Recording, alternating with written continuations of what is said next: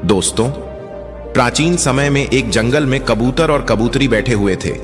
सर्दियों की रात थी, कड़ाके की ठंड पड़ रही थी। तब एक कबूतरी कबूतर से कहती है कि पिया जी, आज की रात को निकालने के लिए ऐसा क्या किया जाए जिससे आज की रात निकल जाए। सर्दी बहुत भारी पड़ रही है। कबूतरी कहती कि कोई ऐसी कहानी सुनाओ जिससे आज की रात कट जाए। कबूतरी की बात सुनने के बाद कबूतर कहता है कि तुम ध्यान से सुनो, बड़ी ज्ञानवर्धक और प्रेरणादायक कहानी मैं तुम्हें सुनाने जा रहा हूं। अब कबूतरी ध्यान से सुनती है और कबूतर कहानी शुरू करता है। जो लोग इस कहानी को सुन रहे हैं, इस कहानी को पूरा सुने। कहानी के अंत में कबूतर 3 बातें बताता है जिन्हें आपको आपके जीवन में याद रखना चाहिए और अपने जीवन में अपनाना चाहिए।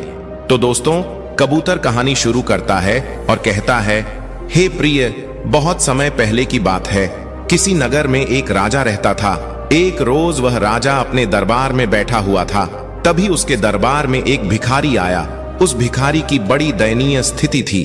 जर्जर शरीर, तन पर फटे पुराने मैले कुचले कपड़े और लाचार बेबस निगाहें। राजा ने जब उस भिखारी को देखा तो उस पर बड़ी दया आई। राजा ने तुरंत अपने खजांची को बुलाया और उसे आदेश दिया कि इस भिखारी को उचित भिक्षा देकर विदा करो। दोस्तों, भिखारी तो भिक्षा लेकर राजा को धन्यवाद देकर वहां से चला गया, लेकिन राजा के सामने एक प्रश्न छोड़ गया। उस राजा के मन में यह विचार आया कि मैंने ऐसे कौन से शुभ कर्म किए थे जिनके कारण मुझे यह राज्यपाठ मिला है, और इस भिखारी ने ऐसा कौन सा कार्य किया था जिसके कारण उसे जिल्लत भरी जिंदगी नसीब हुई है। दोस्तों, राजा के मन में यह विचार आते ही अगले दिन राजा ने अपने नगर के सभी विद्वानों की एक सभा बुलाई। जब सभी विद्वान लोग सभा में उपस्थित हो गए तो राजा ने सभी के सामने अपने मन की जिज्ञासा रखी। उस राजा ने विद्वान जनों से कहा कि हे विद्वान पुरुषों, मैंने आप लोगों को यहां बुलाकर इसीलिए कष्ट दिया है ताकि मैं अपनी एक समस्या का निवारण आप लोगों से करा सकूं। मेरे मन को एक विचार बहुत ही विचलित कर रहा है। राजा के यह वचन सुनकर सभा में बैठे हुए विद्वानों में से एक विद्वान ने खड़े होकर पूछा कि महाराज, ऐसी क्या उलझन है जो आपको विचलित कर रही है? ऐसा कौन सा विचार है जो आपको परेशान कर रहा है? कृपया आप उसे हमें बताएं। राजा बोला, विद्वानों, मैंने यह सभा इसलिए बुलाई है ताकि मैं यह जान सकूं कि किन शुभ कर्मों से मुझे यह राजपाठ मिला है। यदि तुम में से कोई इस बात को मुझे बता देगा तो मैं उसे मालामाल कर दूंगा, और न बताने की स्थिति में मैं उसको गधे पर बैठाकर मुख पर कालिख पोतकर उसे बेइज्जत करके राज दरबार से बाहर निकलवा दूंगा। दोस्तों, राजा की इन बातों को सुनकर सभा में बैठे सभी विद्वान सदमे में आ गए। वे सोचने लगे कि राजा को यह बात बताने से बेहतर तो यही है कि हम लोग खामोश रहे या फिर उससे कुछ दिन की मोहल्लत मांगकर चुपचाप यहां से खिसक लें। कहीं राजा को हमने बताया और राजा हमारी बातों से संतुष्ट नहीं हुआ तो मुफ्त में ही हमारी बहुत बड़ी बेइज्जती हो जाएगी। प्रिय दर्शकों, यह विचार कर सभी विद्वानों ने आपस में सलाह मिलाई। सलाह मिलाकर सभी विद्वानों ने राजा से कहा कि महाराज, हम आपके इस प्रश्न का उत्तर तो दे देंगे कि किस पुण्य कर्म के कारण आपको राजपाठ नसीब हुआ है, लेकिन उसके लिए आपको हमें कुछ दिन की मोहलत देनी होगी। आप हमें 6 माह की मोहलत दे दो। 6 महीने के बाद हम आपके सामने यह राज बता देंगे कि किस पुण्य कर्म के कारण आपको यह राजपाठ नसीब हुआ है। राजा ने कहा, ठीक है, हम तुम्हें 6 महीने की मोहलत देते हैं, लेकिन ध्यान रहे 6 महीने के बाद तुम्हें हर हालत में मेरे प्रश्न का उत्तर देना होगा। सभी विद्वानों ने राजा को आश्वासन दिया और राजा से कहा, महाराज, आप बिल्कुल भी चिंता ना करें, 6 महीने बाद हम आपकी जिज्ञासा का समाधान कर देंगे। दोस्तों, इस प्रकार सभी विद्वान राजा से 6 महीने की मोहलत लेकर राज दरबार से बाहर चले गए। सभी विद्वानों ने राजा से कहने को तो कह दिया, लेकिन इसका उत्तर उन्हें भी मालूम नहीं था। सभी ने बाहर आकर विचार विमर्श किया कि अब इस मुसीबत से कैसे छुटकारा पाया जाए। सभी विद्वान मौन थे। इसका हल किसी को भी मालूम नहीं था। तभी उनमें से एक विद्वान बोला, अरे भाई लोगों, अभी तो हमारे पास में पूरे 6 महीने हैं। 6 महीने आराम से गुजारो, जब समय आएगा तब देखा जाएगा। भविष्य की चिंता करके वर्तमान क्यों बर्बाद करें। सभी ने एक सुर में हां मिलाई और सभी विद्वान यह वायदा करके कि आज से 6 महीने बाद हम सभी लोग नगर के बाहर तालाब पर इकट्ठे होंगे और जिसे भी उत्तर पता चल जाएगा वह एक दूसरे को बता देगा। इस तरह दोस्तों, सभी लोग एक दूसरे से वादा करके एक दूसरे से विदा लेकर अपने अपने घर को चले गए और अपने घर के कार्यों में व्यस्त हो गए। दिन गुजरे, महीने गुजरे और गुजरते गुजरते वह समय भी आ पहुंचा जिसके अगले दिन राजा को उसके सवाल का उत्तर देना था। वादे के अनुसार एक बार फिर से सभी विद्वान नगर के बाहर बने हुए तालाब पर इकट्ठे हुए। सभी ने एक दूसरे से पूछा, क्या किसी को उत्तर पता चला? तो सभी का एक ही जवाब था, हम तो इस प्रश्न का कोई जवाब नहीं ढूंढ पाए। जब सबको यह पता चला कि राजा के प्रश्न का उत्तर किसी के पास नहीं है, तो यह जानकर सभी चिंतित हो गए और सोचने लगे कि अब क्या किया जाए। प्रिय दर्शकों, जब सभी विद्वान चिंता में डूबे हुए थे, तभी न जाने कहां से एक वृद्ध ब्राह्मण सन्यासी वहां पहुंचा। जब उसने सभी विद्वानों को चिंता में डूबा देखा, तो उसने विद्वानों से पूछा, क्या बात है भाई, आप सभी लोग चिंता में कैसे बैठे हो? साधु महाराज के पूछने पर विद्वानों ने सारा घटनाक्रम उस महात्मा को बता दिया और कहा, महात्मा जी, यदि हमने कल राजा को उसके प्रश्न का उत्तर नहीं दिया तो राजा हमारा सिर मुंडवा कर गद्दे पर बिठाकर राज्य से बाहर निकलवा देगा। इसी कारण से हम सभी लोग चिंता में बैठे हुए हैं। प्रिय दर्शकों, विद्वानों के मुख से यह वचन सुनकर उस वृद्ध ब्राह्मण ने कहा, हे विद्वानों, अब तुम्हें चिंता करने की कोई आवश्यकता नहीं है, क्योंकि मुझे पता है कि तुम्हारे नगर के राजा को किस पुण्य कर्म के कारण राजपाठ नसीब हुआ है। सभी विद्वानों ने कहा, सच महात्मा जी, आपको पता है? सन्यासी बोला, बिल्कुल। सभी विद्वान उस महात्मा के आगे हाथ जोड़कर बोले, महात्मा जी, यदि ऐसी बात है तो कृपया हमें बताइए कि किस पुण्य कर्म के कारण हमारे राजा को राजपाट नसीब हुआ है। हम वादा करते हैं कि हमें जो भी उपहार उस राजा से मिलेगा उसमें से अधिक हिस्सा हम आपको दे देंगे। वृद्ध ब्राह्मण बोला, हे विद्वानों, मुझे आपसे कोई उपहार नहीं चाहिए। आप तो सिर्फ मुझे राजा के पास ले चलो, मैं स्वयं उसके प्रश्न का उत्तर दे दूंगा। मित्रों, उस ब्राह्मण की इन बातों को सुनकर सभी विद्वानों के चेहरे खिल उठे। सभी विद्वान उस वृद्ध ब्राह्मण को लेकर राजा के दरबार में जा पहुंचे। उन्होंने उस वृद्ध ब्राह्मण का राजा से परिचय कराया और कहा, राजन, यह वृद्ध ब्राह्मण आपके प्रश्न का उत्तर दे देंगे। राजा ने कहा, कोई बात नहीं, मुझे तो मेरे प्रश्न का उत्तर चाहिए, चाहे आप दें या यह महात्मा जी दें। बताइए ब्राह्मण देवता, मुझे किस पुण्य कर्म के कारण यह राजपाठ मिला है? दोस्तों, राजा के वचन सुनकर वह ब्राह्मण देवता बोले, महाराज, क्या आप सच में यह जानना चाहते हैं कि आपको ही यह राजपाठ क्यों मिला? राजा ने उत्तर दिया, हां महात्मा जी, मैं यही जानना चाहता हूं।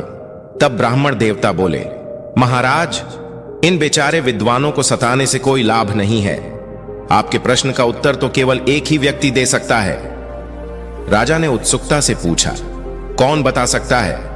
वृद्ध ब्राह्मण बोले, महाराज, यहां से 100 कोस उत्तर दिशा में एक वन में एक महात्मा तपस्या कर रहे हैं। वे केवल राख खाते हैं, राख के अतिरिक्त कुछ भी नहीं ग्रहण करते और राख का ही मल त्याग करते हैं। वे महान दूरदृष्टा हैं, वही आपके प्रश्न का उत्तर दे सकते हैं। दोस्तों, यह सुनकर राजा ने वृद्ध ब्राह्मण की बात पर विश्वास किया और अपना राज्य अपने मंत्रियों को सौंपकर उस महात्मा की खोज में चल दिए, जो राख खाते थे और राख का ही मल त्याग करते थे। कई दिनों के सफर के बाद राजा अंततः उस वन में पहुंचे जहां वह महात्मा तपस्या कर रहे थे। राजा ने हाथ जोड़कर महात्मा जी की एक परिक्रमा की और महात्मा जी के सामने हाथ जोड़कर खड़े हो गए। 2 घंटे बाद महात्मा की समाधि टूटी। जब उन्होंने राजा को अपने सामने हाथ जोड़े खड़ा पाया तो महात्मा ने पूछा, भाई, तुम कौन हो? देखने में तो तुम राजा जैसे लगते हो, फिर तुम इस निर्जन वन में क्या कर रहे हो? प्रिय दर्शकों, राजा ने महात्मा को अपना परिचय दिया और वहां आने का कारण बताया। इस पर महात्मा ने कहा, मैं अब भी तुम्हारे प्रश्न का उत्तर देने में असमर्थ हूं, लेकिन यहां से 50 कोस दूर उत्तर दिशा में एक अन्य महात्मा तपस्या कर रहे हैं। वे आग खाकर जीवित रहते हैं। तुम उनके पास चले जाओ, वे तुम्हारे प्रश्न का उत्तर अवश्य देंगे। महात्मा की इन बातों को सुनकर राजा कुछ पल के लिए निराश अवश्य हुआ, किंतु फिर नए उत्साह के साथ महात्मा द्वारा बताए गए मार्ग पर उस साधु की तलाश में आगे बढ़ चला।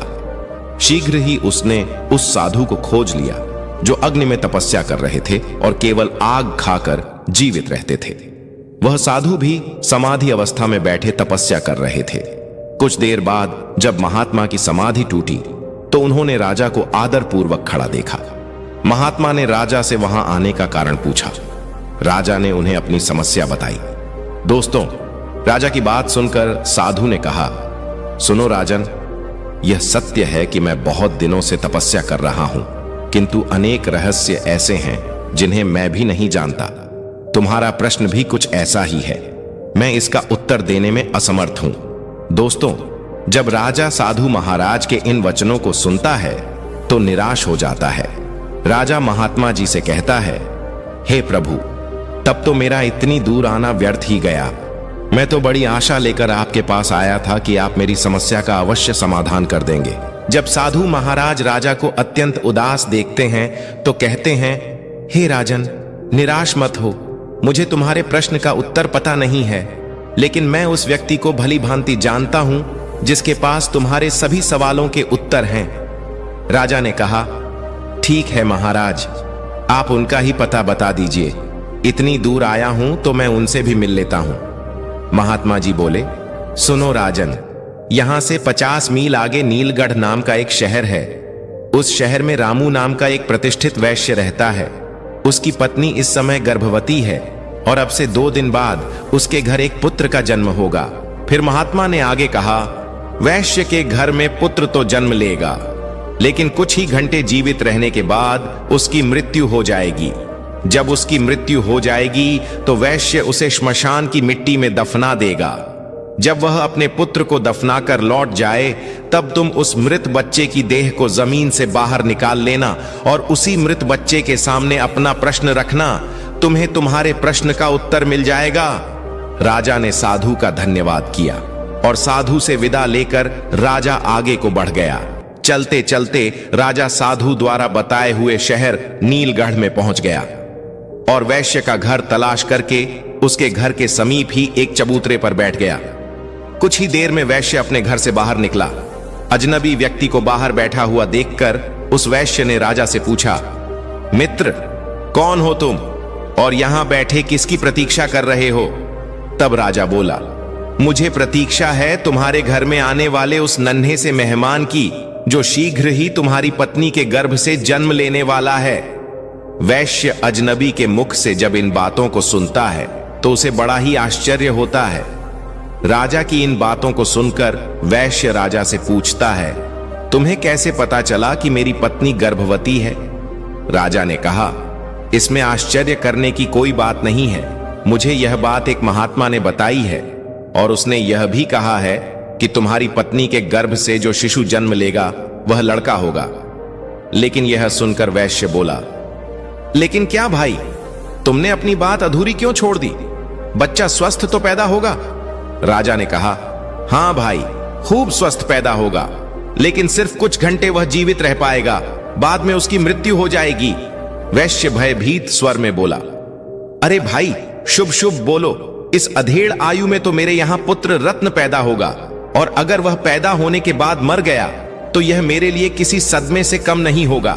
राजा ने कहा, भाई, जो सत्य है वह मैंने तुम्हें बता दिया।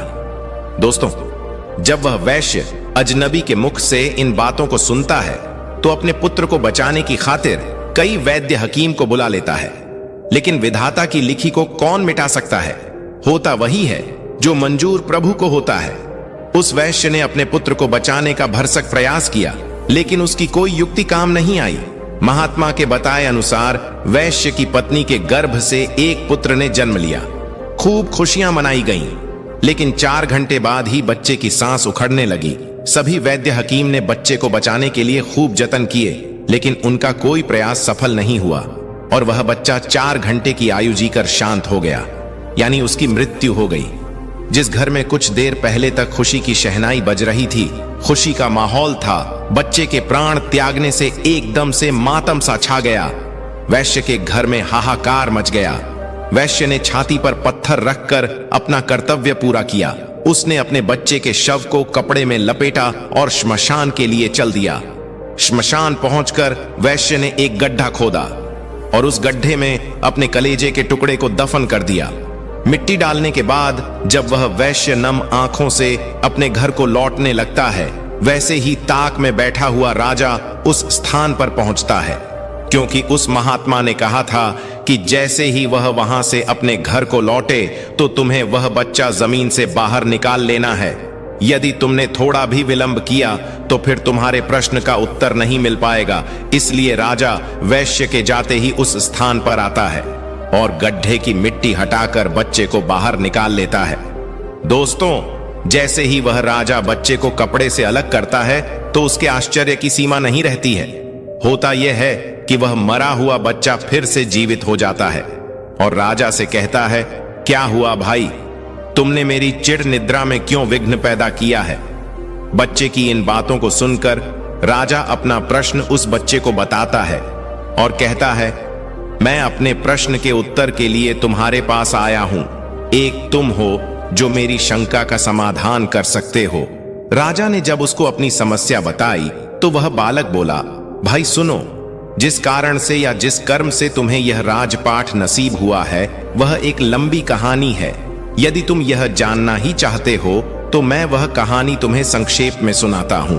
भाई, इस जन्म में तुम राजा हो। इस जन्म से पहले यानी पूर्व जन्म में तुम मेरे मामा भाई थे। राजा आश्चर्य से बोला, मैं तुम्हारा भाई था? तो बालक बोला, हां, पूर्व जन्म में हम 4 भाई थे। तब हम एक आश्रम में रहकर विद्या अध्ययन किया करते थे। पहले के समय में एक विद्यार्थी का जीवन एक सन्यासी की तरह होता था। ब्रह्मचर्य का पालन करना, भिक्षा मांगकर भोजन करना और भी कई नियम थे जो एक विद्यार्थी को पालन करने होते थे। उन्हीं नियमों का पालन करते हुए हम चारों भाई एक साथ एक आश्रम में विद्या अध्ययन कर रहे थे। हम चारों भाई आश्रम के नजदीक नगर में भिक्षा मांगने जाया करते थे और जो कुछ भी भिक्षा हम चारों भाइयों को प्राप्त होती थी उसे हम चारों भाई मिलजुल कर बांटकर खा लिया करते थे। इस तरह से हम चारों भाई आश्रम में रहकर विद्या अध्ययन कर रहे थे और यह क्रम कई वर्षों तक ऐसे ही चलता रहा। किंतु एक दिन हम लोगों से एक बहुत बड़ी गलती हो गई। राजा ने उत्सुकतावश पूछा, गलती क्या थी? बालक बोला, राजन, बीच में मत बोलो, बस तुम मेरी बातों को सुनते रहो, क्योंकि मेरे पास बहुत ही कम समय बचा हुआ है। यदि वह निकल गया तो तुम्हारा उत्तर भी अधूरा रह जाएगा। राजा बालक की जब इन बातों को सुनता है तो एकदम से चुप हो जाता है। बच्चा आगे कहानी बताते हुए कहता है, हे राजन, एक दिन रोज की तरह हम चारों भाई भिक्षा मांगने के लिए निकले।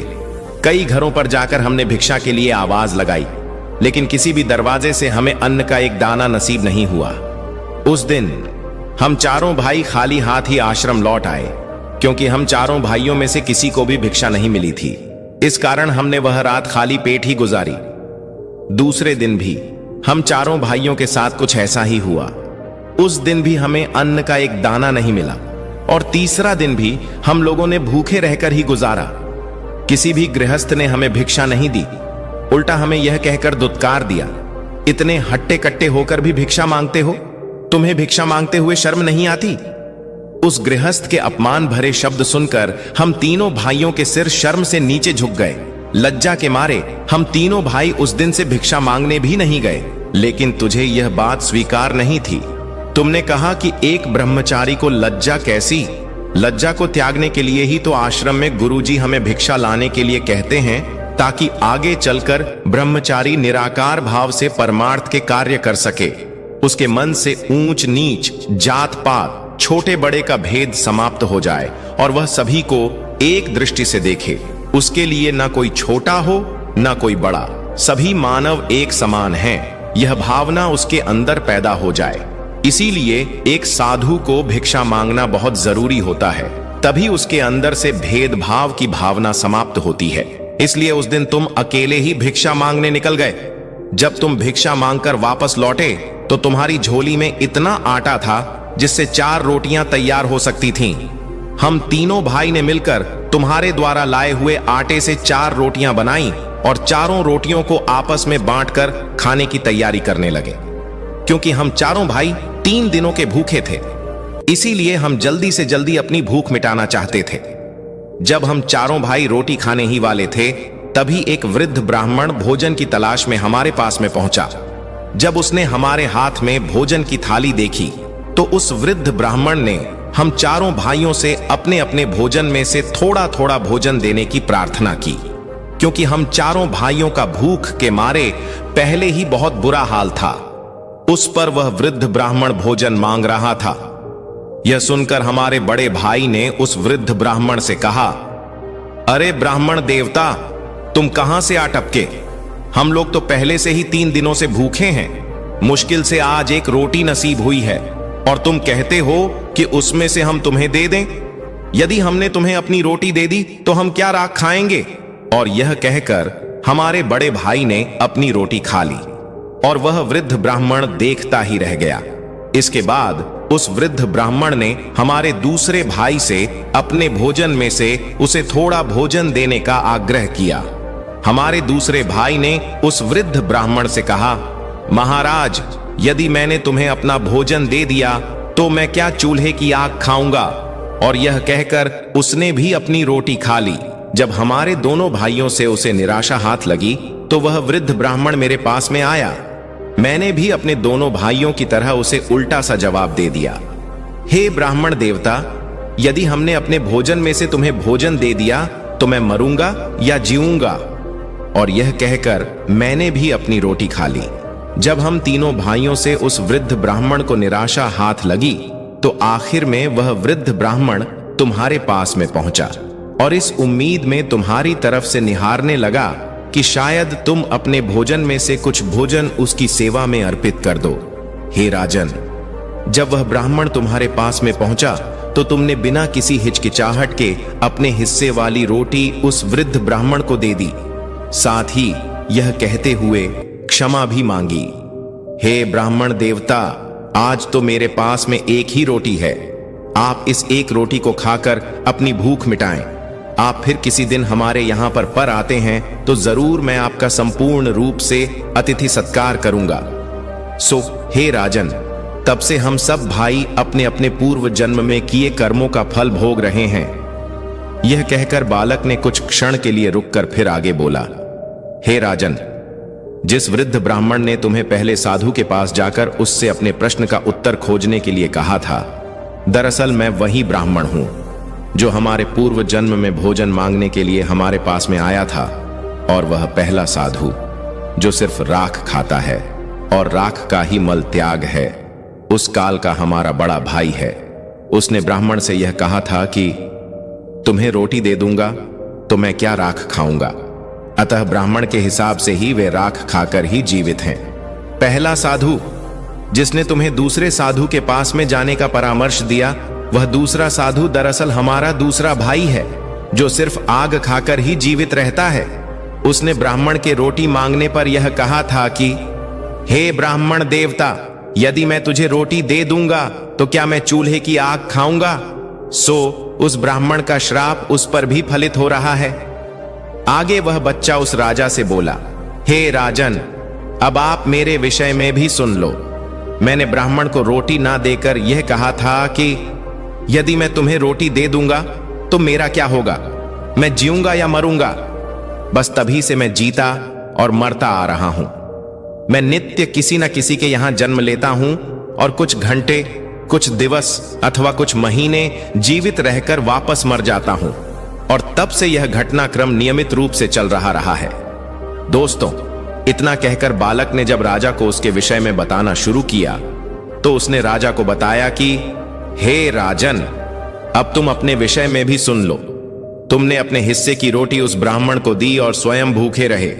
तुमने अपने आतिथ्य धर्म का पूरी तरह से पालन किया।